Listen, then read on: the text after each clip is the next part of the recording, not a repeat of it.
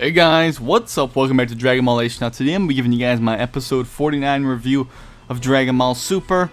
As always, I watch it live, and then Herms from Kanzenshu on Twitter translates the episode, so I'm taking a lot of this from him and what I gathered visually, but I really did like this episode a lot. There were a few hiccups in terms of pacing, but if you saw the episode and you know what characters I like in the show, you'll know about one particular scene that I really thought was awesome, but I also was very upset by. But Trunks goes 17 years back into the past to see Goku and the others. And we saw in the last episode Goku got swung at by Trunks. And what happens here is Trunks finally realizes that it's Goku.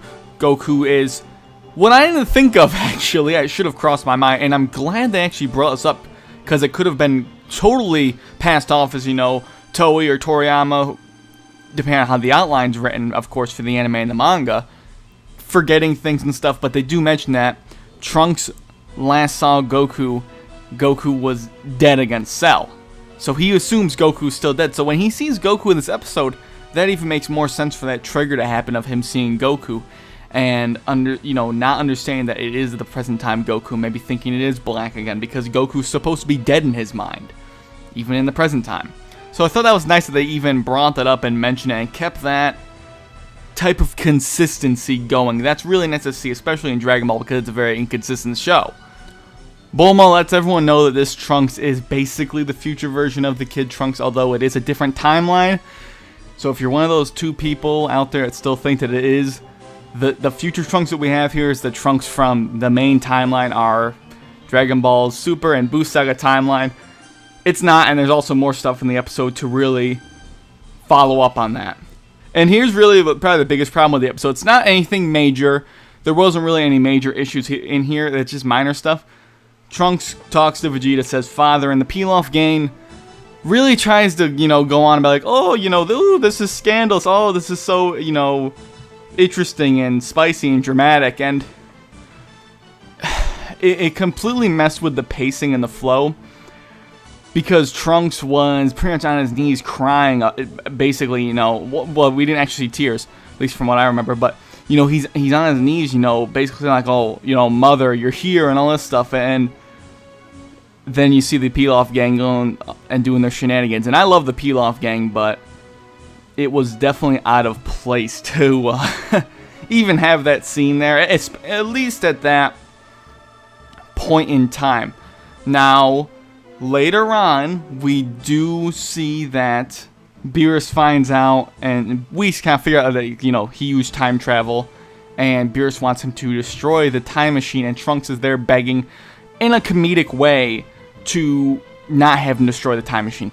And this is different from the Pilaf stuff, because it's not cutting into any drama. It's after that. It's a good time after that moment, so it's more suited to be in that scene. You see, it's pretty simple storytelling and pacing and all that stuff. It's not really rocket science. It's kind of more of common sense, where you shouldn't break up this drama and emotion with some silly, and quite honestly, it wasn't even really a good peel-off type gag, but I'm just going to move on, because that was probably the biggest problem with the episode, but it wasn't even that big of a deal anyways.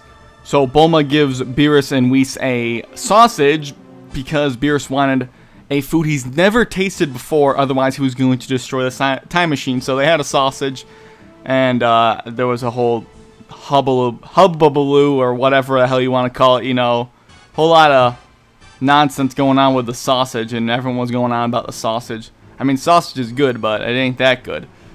But we do see and learn that Trunks actually trained with the Supreme Kai in his timeline, and stopped the birth, or release, I should say, of Majin Buu, which is something I didn't actually even think would have happened in Trunks' timeline. It's just something that kind of, there was enough time that passed, so I guess it must have happened later on in his timeline, or something, but he is trained with the Supreme Kai.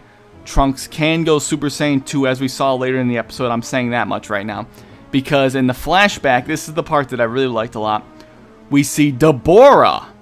And you guys know, a lot of you guys might know that I'm a really big Deborah fan, and a Super Saiyan Trunks, or Trunks maybe Super Saiyan 2 with like the normal training around his, world without going outside and training with a Kai. A Trunks that would be maybe Super Saiyan 2 would not be able to defeat Deborah, especially, you know, if you use logical power scaling. But this Supreme Kai trained Trunks, I'm sure, he pretty much mopped the floor with Deborah. And I do have a video, I'm not going to spoil it what, but I have a video going up with Mike from Livestock Media. It might even already be out by the time you guys watch this, where I say that Deborah would have mopped the floor with Trunks. And a normal situation Trunks, yes, he would have, but if Trunks trained with Supreme Kai like is what happened in this episode, it makes sense for Deborah to have lost. But I love seeing Deborah back in the anime, even if it was only for like about 20 seconds, really. So Majin Buu was not revived.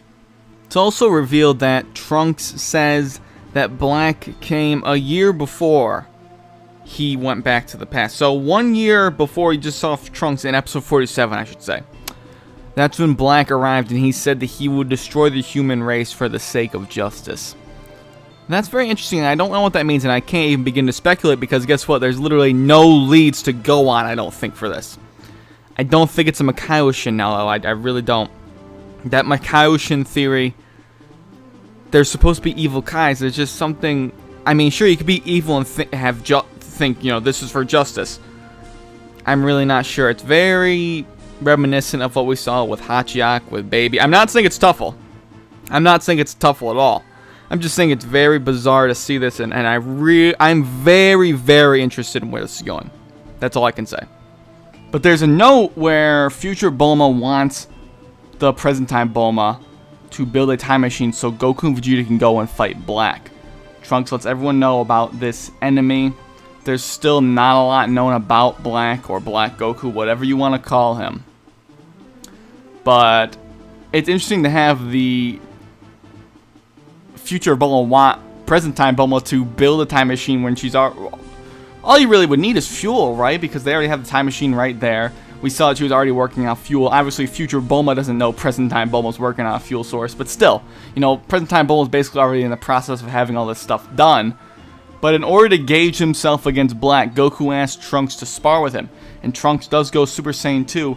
And I believe Goku did as well, although, you know, there were sparks around both of them. Goku's hair was not right at all, and I know it's inconsistent, but in the episode preview, he's Super Saiyan 2, and it's normal. It's his regular Super Saiyan 2 hair. So he could have probably been Super Saiyan 1. It would make sense for him to have done Super Saiyan 1 in terms of, you know, he wouldn't have had to try that hard to beat Trunks if he was Super Saiyan 1. Goku's base form is so incredibly powerful right now. He could have been Super Saiyan 2. There's electricity around both of them. I'll have to go back and maybe analyze that. It could have been inconsistency. I'm not really going to dwell on it. But Trunks says that Black got stronger every time they fought. So, I'm not going to say that Black's a Saiyan and he's getting Zenkai boost because I don't really know. He could have just been getting strong just purely by fighting people, obviously. I don't really think Black's a Saiyan, especially because of the way that he talks about Trunks. You know, being like, it's your time to die, Saiyan. He doesn't seem to really like Saiyans at all.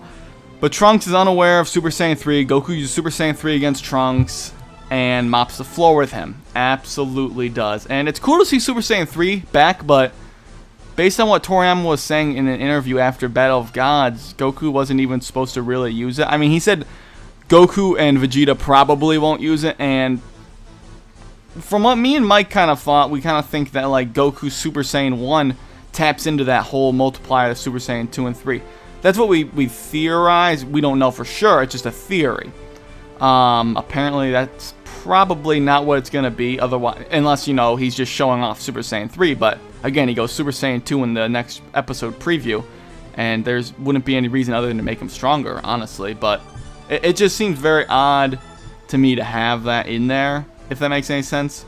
Then we get the episode preview after Black rips open his hole that we saw. We did see, I actually skimmed over that because I talked about so much in the preview. Black opened up a rift in time and space, basically. It looked like that. It looked like a rift in time and space that kind of put him into the present time. I'm not sure if he actually did rip a tear into that timeline or if they're going to have to go to the future to see him. Because it could just be like a portal to talk, if that makes sense, to like a window, but not necessarily an escape route. I didn't see anything that said that it was, so I'm not going to make any assumptions. But that did happen, and at the end of the episode, they look at each other, just like what I thought in the preview. They look at each other, and then the episode cuts off, and next episode is Goku versus Black Goku. And that's basically it. I mean, I thought it was a pretty good episode. I liked a lot of the stuff that we saw in here, especially seeing Trunks have Super Saiyan 2, having him train with the Supreme Kai. That's really cool. Deborah was awesome. All the stuff I already talked about. Still no word on why the hell they never used New Namek in Trunks' timeline, but, you know, some things I guess just won't ever get solved in Dragon Ball. That's pretty much it for my review though today, guys. I think I pretty much covered everything. If I missed something, hopefully it wasn't anything too big. You know, maybe I'll miss a few things here, but I think the things that I'll miss in the episodes aren't anything that are too major. I just don't, quite frankly, feel like splitting up other days in my week to do super reviews because I don't really want them to be a big part of my channel. It's just something because people expect them. They're easy to do, and I put them up on a Saturday. It's just something to do and keep you guys satisfied, hopefully. So hopefully you guys enjoy this video. Thanks for watching. Let me know your thoughts on the episode down below. If you disagree with things I said, please let me know and give your reasonings to why you disagree with what I said. Other than that, again, thanks for watching, and I'll catch you later.